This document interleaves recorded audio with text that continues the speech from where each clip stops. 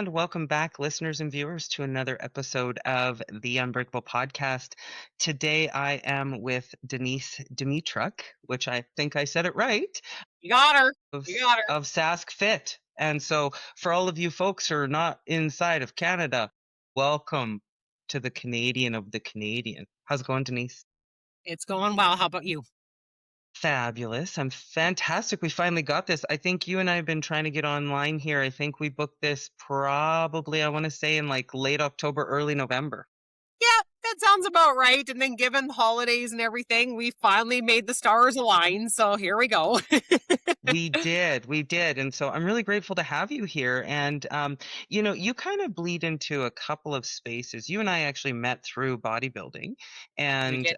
it was at the Golden Prairie Cup where I took home 2 overalls without winning the overall.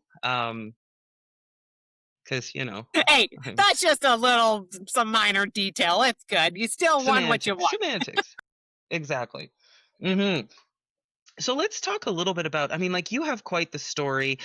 You work a full-time job. You have this, company on the side, SaskFit, which is SKFT.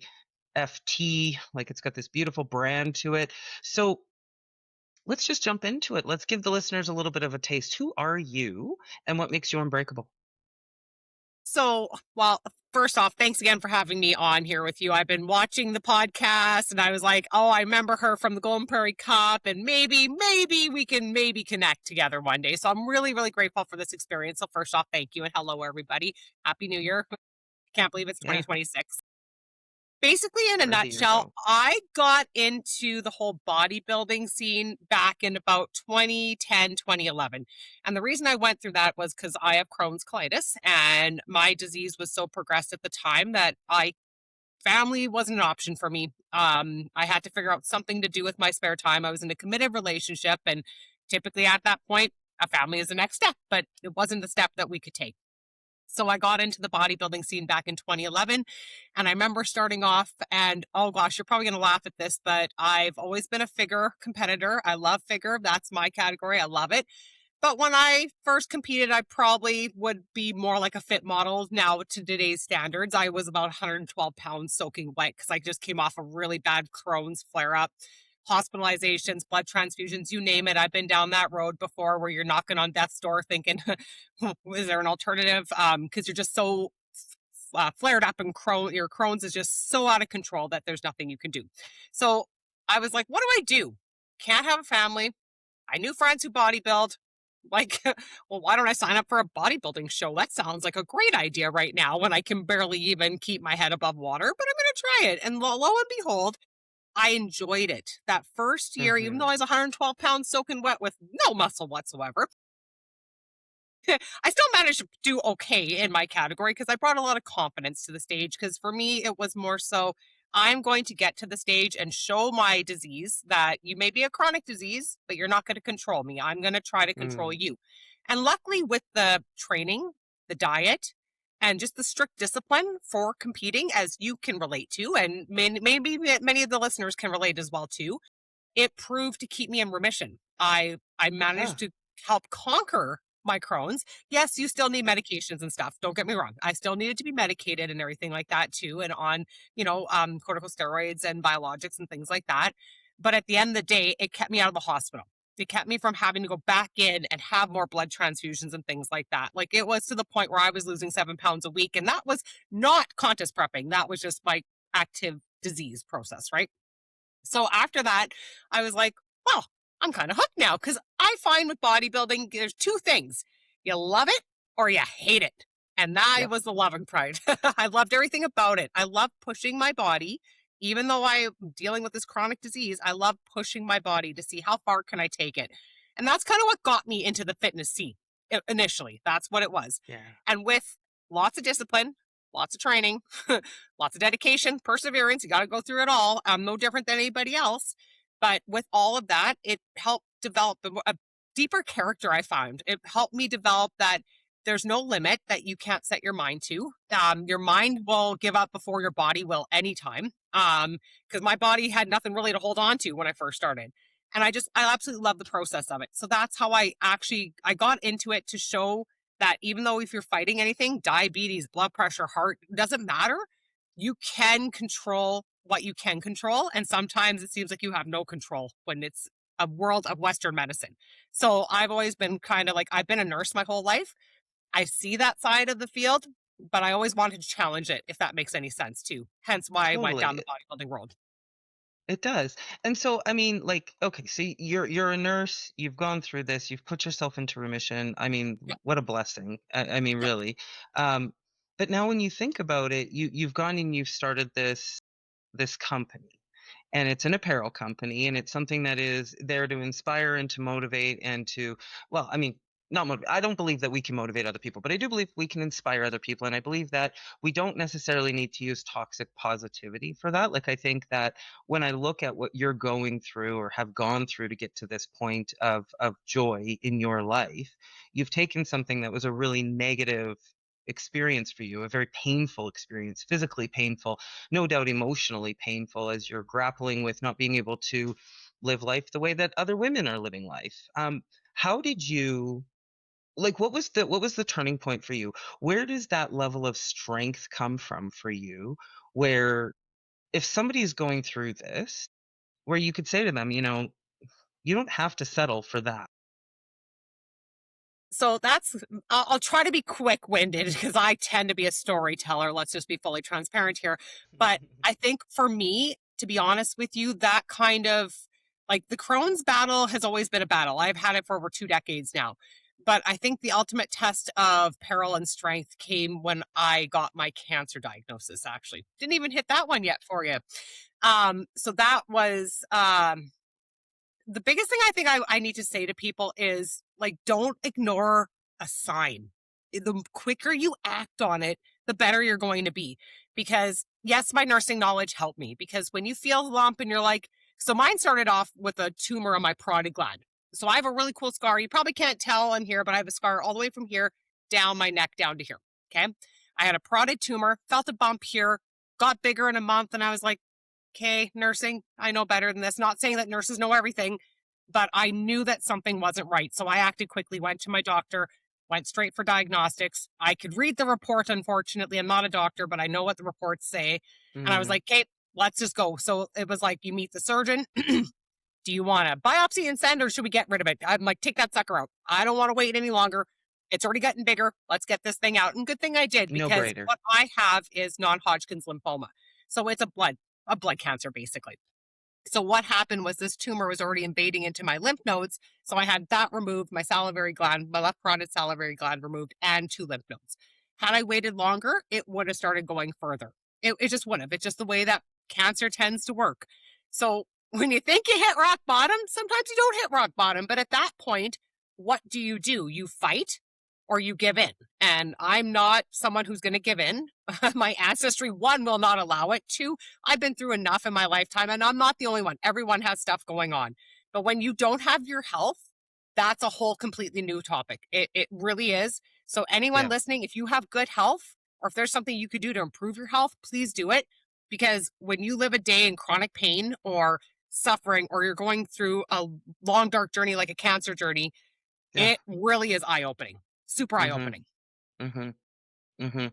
It is, and I've been there, right, alongside you. I think I was 19 when I got the first, I think it was like the A screening of cervical cancer, and so, like, you can still do quite a bit in that space. You can watch it, you can laser it, you can do all those different things, and it's very upsetting, and it's very scary to take into consideration what you have happening in your body. And I think for me, that's what it was. It was less about what's going to happen, and it was more about the fact that I didn't fully understand everything that was happening in my body. And there was a foreign body inside of me that I've been told, that's been demonized, and I'm told is going to kill me.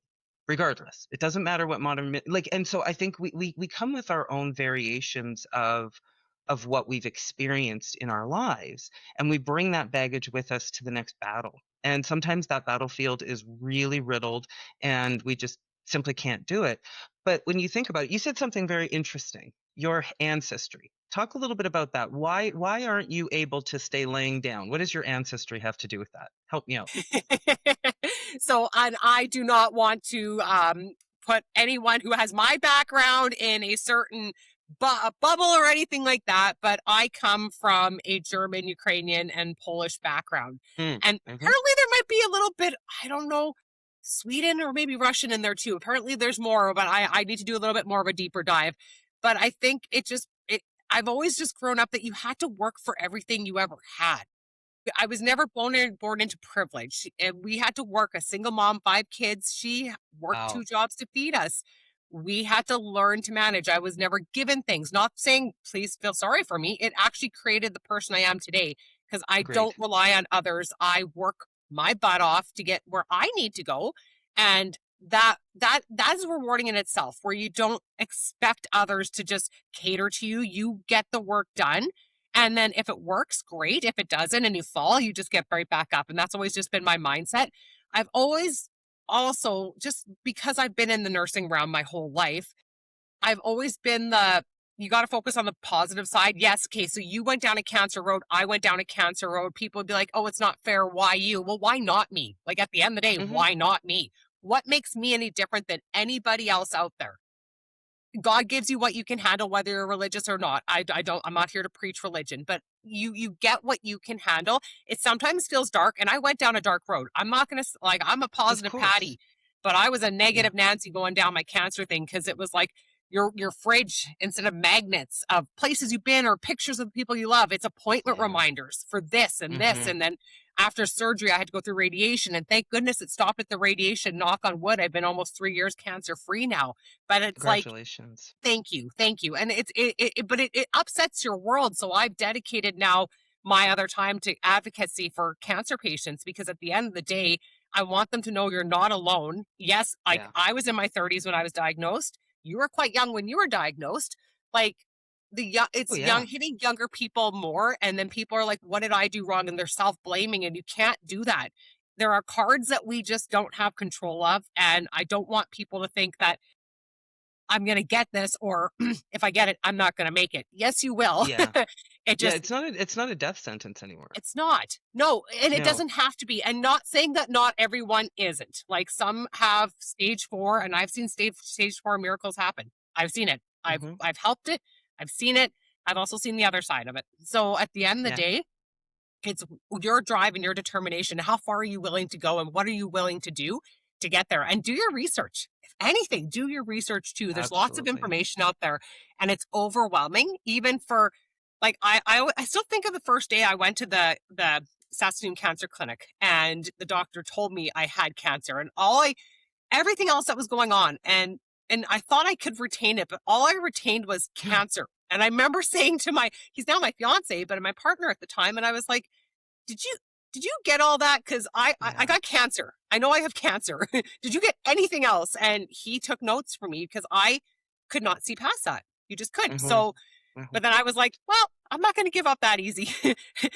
I'm not Yeah. rolling over. It's going to take a It was lot it to knock was me out. So, it was very similar for me, like, when those test results came back and they told me it's like it's almost like there's, like, a blank space in my brain of what it was that happened and how we actually handled it, right? Like, for me, this is my 25th year cancer-free, and so I'm really pleased congratulations. with that.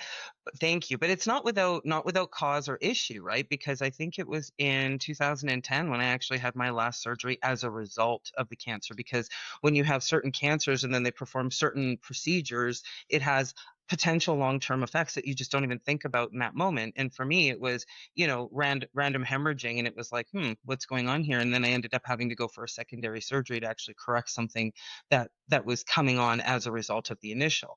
And so it's one of those things where I think you're 100% right. It's that blank out where it's like, oh man, like I know a lot of people who actually, when they go into doctor's appointments now, what they do is they actually record it so that they can take it and they can listen back and things of that nature. I couldn't tell you, thinking back to like how I was going to handle it, because it was really, absolutely crazy about my circumstance. And I write about this actually in the book. Was this like at the same time that I was going through that, I was also in a relationship that was not a healthy relationship that culminated in domestic violence, and me actually leaving that relationship and living on the streets of Calgary for 7 months, six and a half, seven Wow. months. And that was as a result of the zero vacancy rate, because it was boomtown at the time. And so What's really interesting about that is that where I am in my journey, and I'm sure I'd be interested to hear your thoughts on this, is, as we're going through this and we're progressing in life, we're obviously soul searching and we're learning and we're anchoring into things like bodybuilding, psychology, working with therapists, doing the things that we need to do to take care of ourselves. But now what I'm finding is that sometimes I'll have a trigger, and it's for me, because life is so healthy. Sometimes I'm like, what is causing that feeling or that emotion?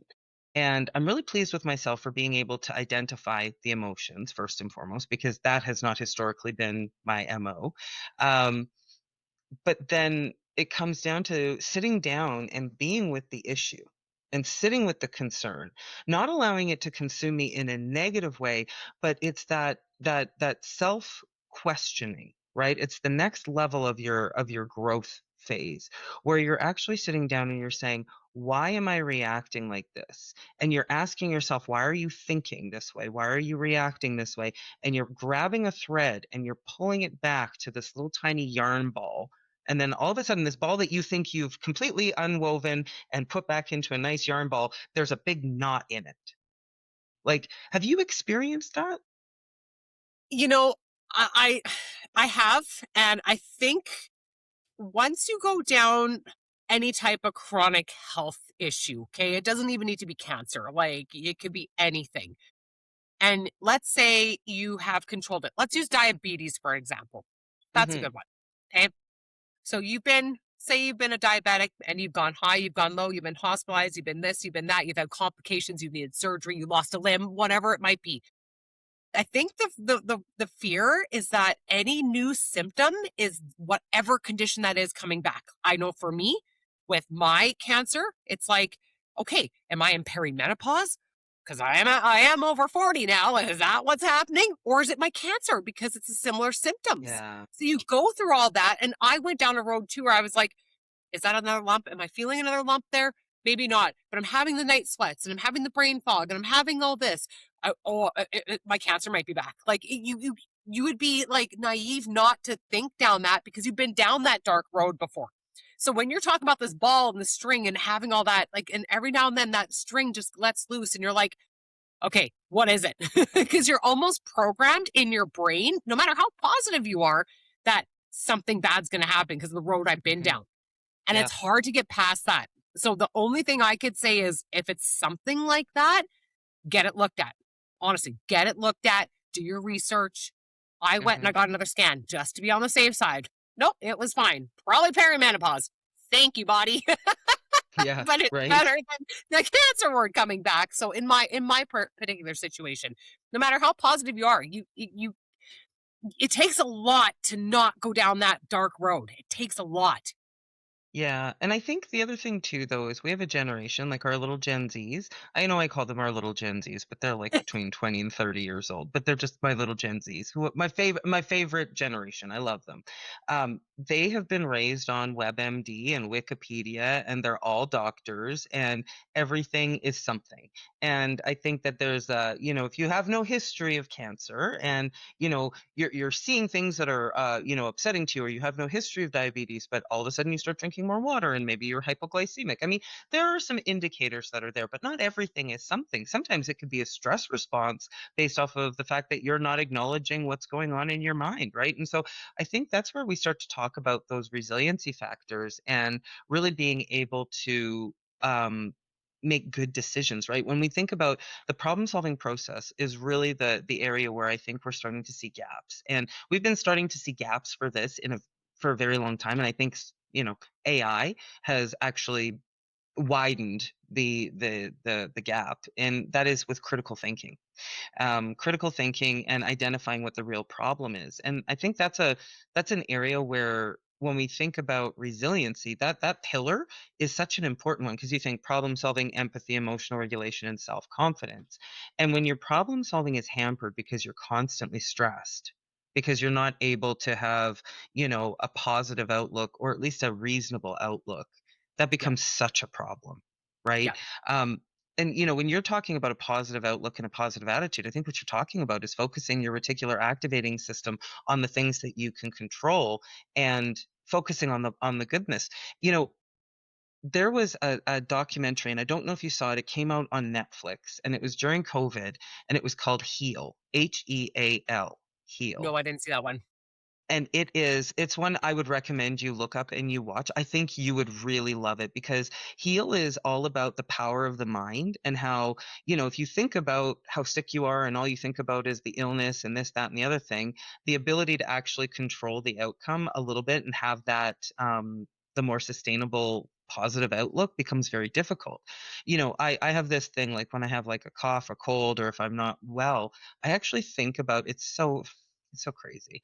I think about little tiny construction workers. I think about how when I go to bed, how my food is like, overtime construction workers getting in there and fixing the broken pieces of what I'm doing. And I mean, like it's just a visualization exercise, but it genuinely like I'm focusing on what I want and what not what I don't want. Right. And I think that's super important. Oh, absolutely. You hit the nail on the head there too. When you're speaking about like the constant stress, we already know that cortisol fatigue is a real thing. Mm, It bleed yes. out your adrenals. Like we already know that. And I think that we live in a world where it's just stressful. No matter what, the cost of food, the cost of living, the weather, everything else, everything is stressful. And we have to find ways to cope with that. And it's not always a matter of, hey, why don't you take this sedation med or take this Mm, antidepressant and that? Because honestly, I'm going to be fully transparent here. During my cancer journey, I went down such a road that my doctor wanted to put me on antidepressants. And I just said to him, is there any way, can I just go and get out of Dodge, go out in nature, try to reconnect, try to find my center again? Like, I just need to find something. And the doctor's like, okay, fine. But if not, you come back, I'll prescribe for you. Okay, I know how these work. I've taken care of patients. I've done my literature research. I did my research. I didn't Doctor Google everything. I actually did research. I looked up things. I spoke to people who've been on them because everybody's different. How you correspond to something and take something, how I will, it's two different things. But what I did is that me and my fiance, we packed up the vehicle. We went for a hike up north. Actually, I should say up north. We didn't go up north. We went to Alberta, but it was northern for us. we Let's put went it that west way. to the We went west. that way. Saskatchewan up north be really chilly. Let's just put it that way. But True we just story. spent the weekend hiking. We spent the weekend hiking, reconnecting with nature, doing those little things. And that worked for me. That was all I needed to find my center, to get my zen, to get not on these medications that numb you and to deal with my emotions of what I was feeling, to finally let go of saying, I'm a victim here. I had cancer because I did go down that road for a brief time. I'm not going to lie. Of I'm not course, it's inhumane. natural. Like we all do that, right? But Yeah. I needed that time just to like have it, just to see like something as different as just the birds out there, like by the waterfalls of the hike we did. Like it was just that's what I needed. And heck, I'll keep doing it every gosh darn year if I have to, if I get down in the slump. Because at the end of the day, it worked for me. Find what works for you if you are having a challenging time. It doesn't always need to be something you buy, something you take, something you get. It could just be getting out of Dodge and disconnecting. Find nature. Very powerful. Very powerful. I think that's a fabulous spot for us to hit the pause button. I know it took us a long time to get here. I have so many more questions and such little time for us to sit. I want to have you back again, Denise. I think that this Oh, was a that'd be very great. inspiring conversation. But as we close this out, general message for people to be able to focus their mindset, their health, their well-being. We're at the beginning of the year. Close us out with your best top tips as a nurse, as a cancer survivor, as an athlete, as a business owner. When you think about taking everything and finding the purest joy and truly being unbreakable, what is the one thing that somebody can do this year to do that for themselves? In my opinion, stop worrying what everybody else is thinking, to be fully honest. I don't know if Because, I'm doing like, it right. Double clap. because at the end of the day, who do you have to show up for but yourself? Do what's going to make you happy. Don't keep up with the Joneses. Whatever makes you happy, focus on that. Like they said that there's a new personality. I'm not sure if you've heard about this. They say that you could be an extrovert introvert, where you love to be extroverted and talk with all these people, but you recharge by being an introvert. I think I'm almost becoming that as I age because The I love amnivert. people. Yeah, there Yeah. you go. I love people. But at Yeah. the end of the day, I know what I need to do to fill up my cup, and I can't keep giving everybody everything and leaving Ugh, nothing for yourself. It's we not can afford. selfish to put yourself first. So if that means not answering your phone, maybe go off social media for like a day. That would be a Yeah. big change for some people, and you would be surprised what it would do. But choose to be on the positive side and look after yourself because you have one body and one life to live. Everyone's like, I read something just the other day. It was a little meme that said, uh, you only live once. And it's like, no, you actually die once. You live every day. So make every day count. And I think people need to realize that. Okay. It's not the end of the world. If it doesn't kill you, you can keep going. There's ways you can work on things. So focus on your inner peace and what makes you happy, and then you'll radiate positivity around you. That's my tip. I love that so much. That is great. And it's a very, very strong space for us to hit the pause button. We will be back with you, Denise. And for that, in the meantime, listeners, remember, protect your peace, chase your dreams, and stay unbreakable.